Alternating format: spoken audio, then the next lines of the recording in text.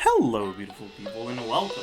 Hi, to the very first video of this channel. In this video, we're going to be covering team building in Wuthering Waves, and what I think a lot of people are doing wrong when it comes to team building. So let's get right into it. As a general rule, one of your slots is generally going to be your healer or defensive utility unit or whatever. Now, this is not necessary, and especially right now, we only have 2 actual healers that aren't completely questionable at best, and so we're gonna cover the non-healer teams in the future, we're gonna cover the non-healer teams in this video as well, because, 3 sides on tower, one of your teams won't have one of these characters. But let's start by explaining why these healers, if you have them available, are generally kind of worth using. First, the healing set gives you 15% attack for your whole team. These characters' outros also give you deepen for your whole team. So they effectively provide you with team-wide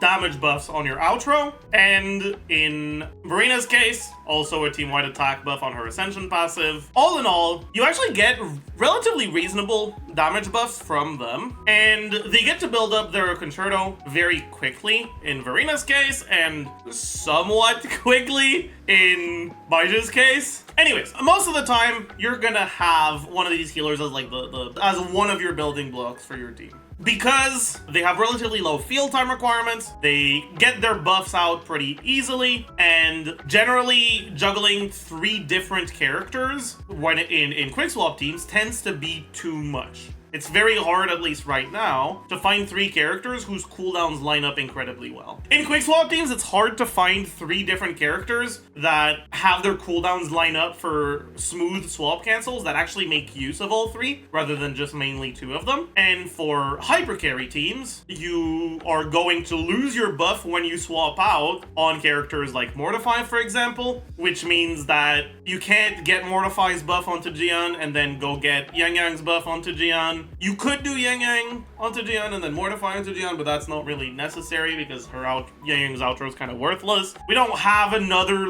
second character that buffs out. I guess you could look at Alto, for example. You can't get Alto's buff onto Jian and then Mortify onto Jian, and you can't get the other way around either. You're gonna have to choose between one of your 2 anyways, and at that point you're better off getting an additional buff from your team-wide stuff. And so both currently in quick swap teams with the units available to us and in dedicated carry teams, a healer tends to be a nice thing to have. But outside of your healer, I've already mentioned quick swap and hyper carry teams. How do they work? Why do you play them? I think the easiest way to understand why certain characters lend themselves better to quick swap teams and certain characters lend themselves better to hyper carry teams is to understand how buffs work in this game. So when you're looking at the damage that you get from a character like Mortify, you're getting a pretty big heavy attack damage boost, potentially an attack boost from his C6 if you have it, but you're overall mainly just buffing your heavy attacks. When you look at Sanhua, very similarly, there's obviously the upside of generating a lot of energy, but that can also be done on characters that are played in quick swap teams. So her big buff for carries is this amplified to basic attack damage. Here's the thing though, when you look at your carries and their damage distribution, you're gonna see that Jian gets over 2/3 of his damage from heavy attacks, but other characters get a lot less. The next highest is Calcharo with 55 from his Liberation. And you have Encore with 45.3, right? So around less than half. And then the other characters, it's closer to 40% or less on any given source of damage. What that means is that amplify that you're doing, that 38% damage on Encore, for example, is affecting less than half of her damage, which means you don't actually get as much value out of it. With this, it's going to end up being more than half of her damage, obviously. But the fact that it's affecting a portion of her damage that isn't all that high from the start means that, while the synergy is there, it's not the best synergy. Obviously, if you had a character whose outro amplified fusion damage instead of basic attack damage, it'd be a much bigger deal for Encore. You would much rather get that. You also have the fact that a lot of Encore's abilities want to be swap cancelled. And then when you look at a character like Calcharo, this is the main reason why he doesn't synergize that well with hyper carry teams. Right, so I'm gonna have to log in onto the account where I have Calcharo, right? And you look at how he performs in tower. I use my ult, and then I do this. Stay calm. If I don't swap out here, I basically have to take a hit Otherwise, I lose the damage from my Death Messenger. That's a big deal. Losing the damage from your Death Messenger, which is most of your damage, is going to make him go from a good unit to a pretty terrible one. But yeah, the fact that Galcharo is incredibly vulnerable during his Death Messenger, and that if you go through the animation, you're basically locked out of being able to move for basically 2 whole seconds, and if you dash out of the animation, you lose the damage, means that the only good way of being able to output your damage without just fucking dying is to swap out during the animation. Oops, I'm a fucking idiot, but...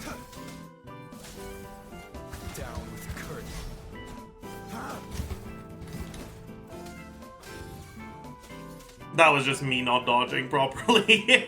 Anyways, this makes it so that while Galcharo does have a good portion of his damage coming from Liberation, and we even have a character that doesn't just buff Liberation but also buffs Electro damage, the reality is that he doesn't really end up getting played as a hyper carry in these teams because staying on him for an extended period of time is just unrealistic. On top of that, as I talked about in my other video that you can check out on my main channel, swapping out during his Death Messengers lets you use abilities, that are other characters' abilities, and that lets you generate energy, additional energy, during his ult, which is going to make his next ult much easier to get. Galcharo got a pretty big nerf to his energy generation from CBT2 to live, where his Death Messengers used to generate 12.5 energy, and now they just generate 5, which means that's, 22 resonance energy you're losing out on every rotation if you're getting 3 Death Messengers. That's a big deal. And if you're not swapping out during his Death Messengers, it's going to pretty significantly increase his CR requirements. But all of this to say that in practice, Galcharo very often doesn't really end up being played as a hyper carry, and more so ends up being played in quick swap teams. Now, a character that actually has an outro that would be perfect for Galcharo as a hyper carry is still arguably his best teammate, but it's not because the outro is good, it's because the rest of the kit is really good. Yinlin does a pretty good amount of damage, regardless of her outro buffing Galcharo. And you can, at the very least,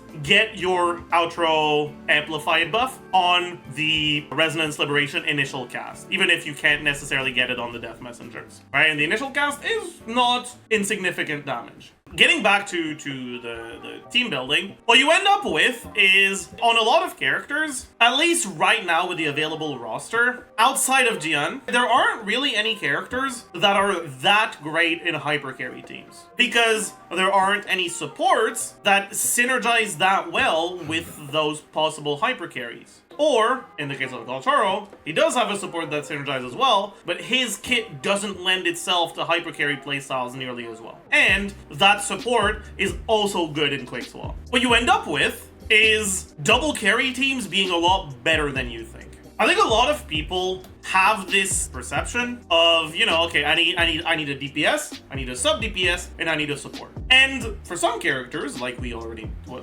talked about, like Jian, that works very, very well. But for other characters, that sub DPS buffing role just isn't the best right now. You still have good options for it, but the slightly worse synergy means that your alternatives are a lot stronger than people think. What I'm getting at is teams like Encore Havoc Rover, teams like Galcharo Encore, Yinlin Havoc Rover. You have a lot more options than you think. And you should explore those options because they can be pretty damn strong. Right now, on one of my accounts, most of what I have invested is basically just Dian. And on my other account, I basically have no options because it's a no-pull account. So there's only so much that I can show you myself when it comes to team building. But I would highly encourage that you go out and try it yourself. Swap cancels in this game are the base of what makes the combat so interesting and what makes the combat stand out from other games. Your ability to effectively be doing your damage on multiple characters at the same time,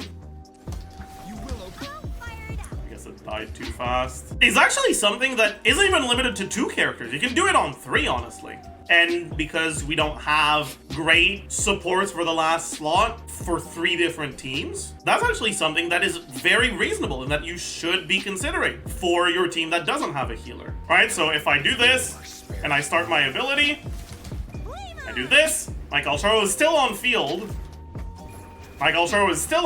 He still hasn't swapped out, and there we go. I swap back in before that was kind of awful, but whatever. Before the end of his death messenger is... Oops. That was a skill issue. Like, you can go do your abilities on multiple characters while your long animations are still going. And that does work on 3 characters. Also keep in mind, swap cooldown is character specific. What that means is that you can get 2 swaps incredibly quickly if you're not going back to the same character immediately. A really good way to show this is with plunge attacks.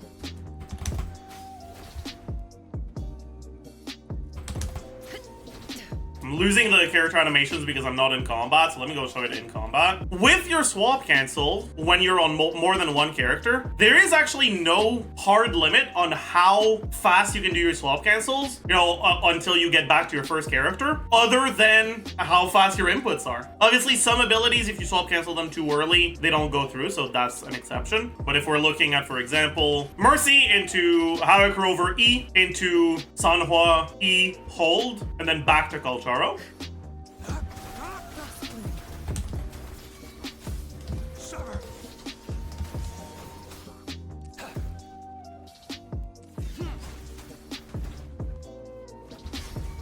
Down with the curtain. Stay behind me.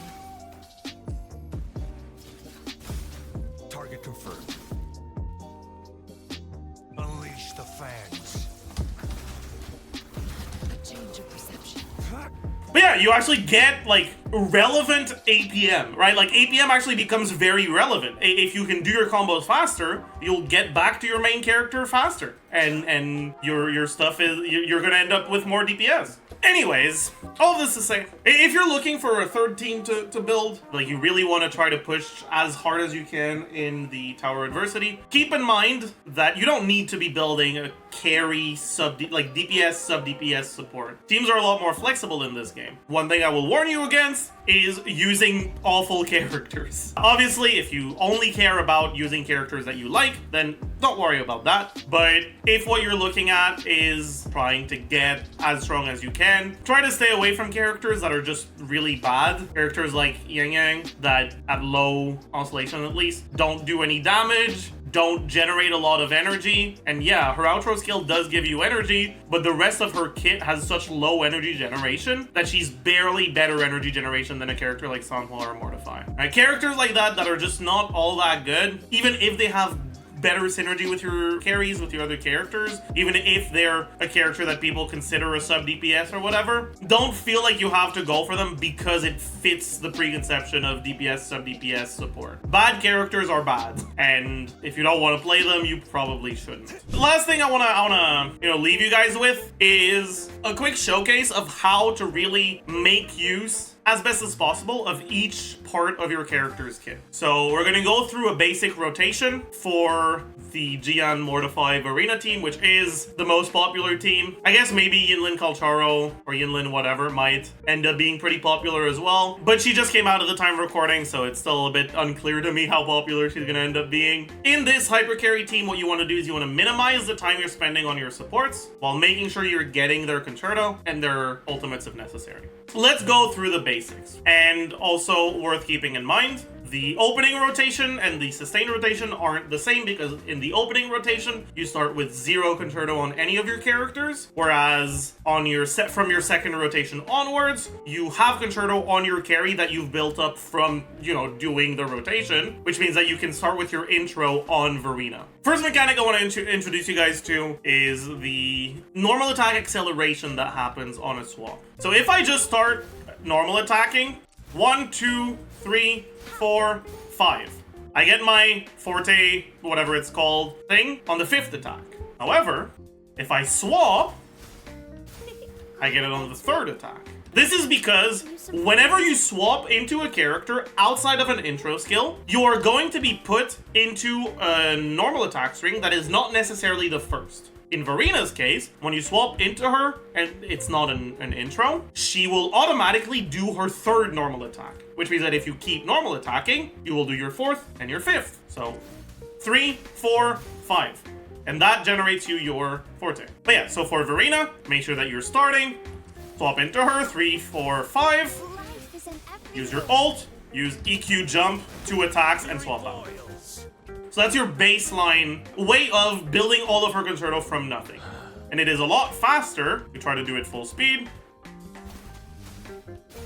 Bask in the sunlight. It's a lot faster than if you were to just start on her. So make sure that the first character is not Verena in this team, right? You don't want Verena on your first log because you can't swap out before it starts. Once you've built up your concerto, so let's do that. Let's build up concerto. From your first rotation, and you go into your second rotation.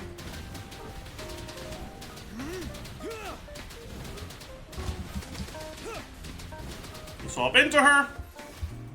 It's a little bit more annoying. You've got a few things you can do to mitigate that, but realistically, there isn't a good way to mitigate it because her intro skill puts her in the air. But yeah, so you get put mid-air, which means that you don't actually get your normal attack acceleration from the swap when you're using your intro skill. You can swap into her and then swap out and then back into her, but that's obviously going to mean that you have to deal with swap cooldown. But if you find yourself often dying because you're put in the air with Verena, that's what you should be doing. The best way to avoid dying from being put in the air with her intro skill is to swap into her and then just swap out immediately and then back to her and you'll be fine. But that is a bit slower, and if you're not really in danger of dying, you just land. Just don't input an attack and land. Wind Rider.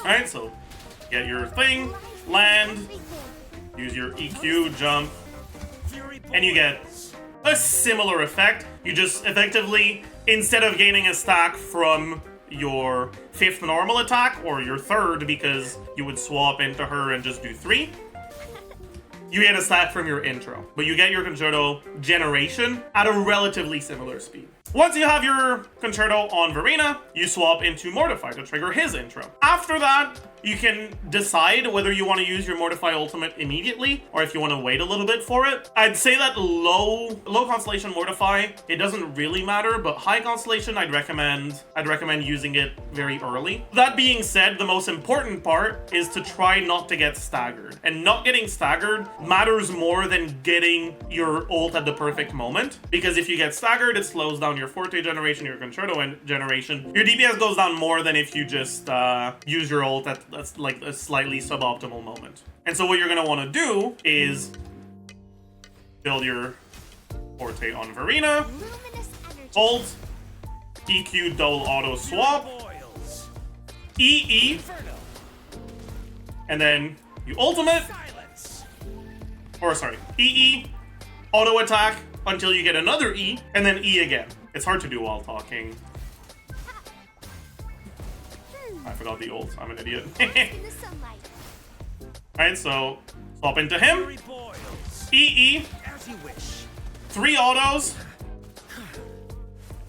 Or sorry, 4 autos, which I got staggered, so it took me a little bit longer. And then E again, and make sure you use your ult, and then you swap into Gian and start attacking. So if we show it at like the baseline. Life is in everything. Fury boils. You're no man. As you wish. Oh my god, I was too far, so I didn't generate Forte. That's kind of annoying. You use your Echo and then you swap out. Alright? And then you start hitting. Wow, pog.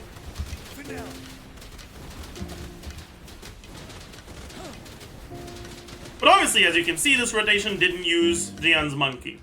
So the next level of it is, well, when you start, because you're starting on Gian already, might as well do a monkey. Bask in the sunlight. Fury boils. Burn to ashes. Inferno. As you wish. Ready for battle. Unstoppable. Alright, so this is like the second level of the rotation. But there is another level to it. One way to make it even better, because the issue with this is you're using your monkey pretty early. You don't get very good uptime on the arrow damage and the heavy attack damage buff you get from the monkey. And that last way involves using swap cancels, because Mortify's E animation is actually swap cancelable. Leave me alone. Both the main E itself and the Forte E. And on top of that, Mortify's normal attack acceleration, when you swap into him, starts him immediately on his last attack in the string. Or sorry, on I think the third one? No, yeah, on his fourth attack in the string. Now, his fourth attack is the one that generates the most Forte, and if you're using your attacks after you've used your E within 5 seconds, you get even more Forte generation, so ideally you want to get the fourth attack. But often it's pretty difficult to get the fourth attack without getting staggered, and if you have to dodge out of it, then it gets a bit slower because your Forte generation gets slowed down by the fact you're not getting the fourth attack. And so, what you can do, let me just try to do it a little bit better. Luminous energy.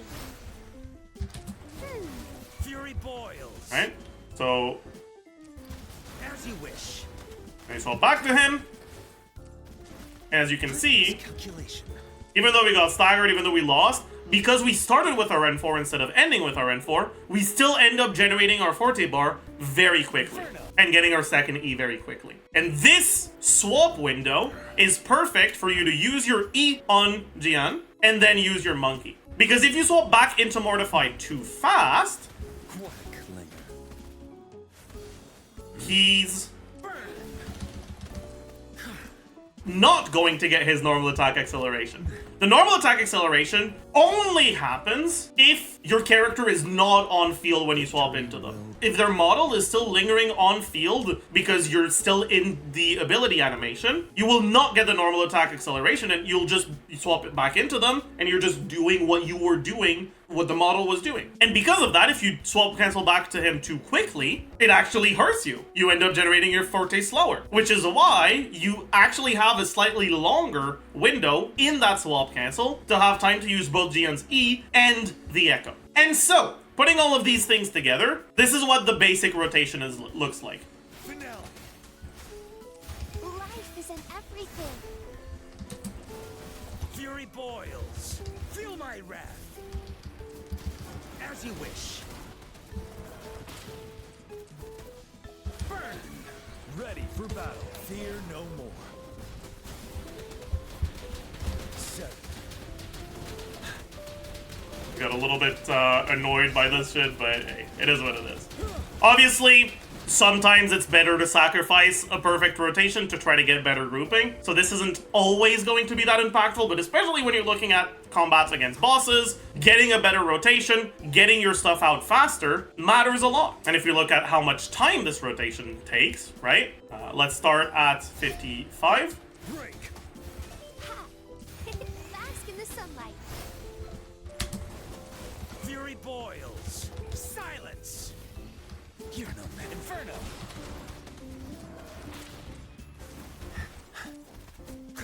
Burn. You're wide open. Unstoppable.